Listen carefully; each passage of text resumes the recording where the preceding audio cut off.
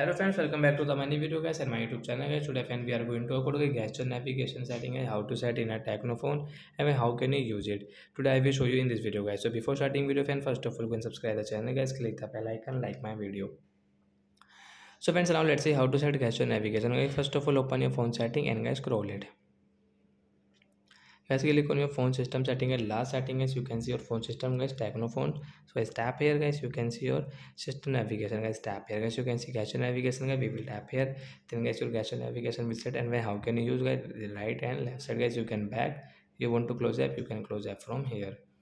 So like that guys, you can set your gesture navigation and guys you can see this button navigation is removed from here.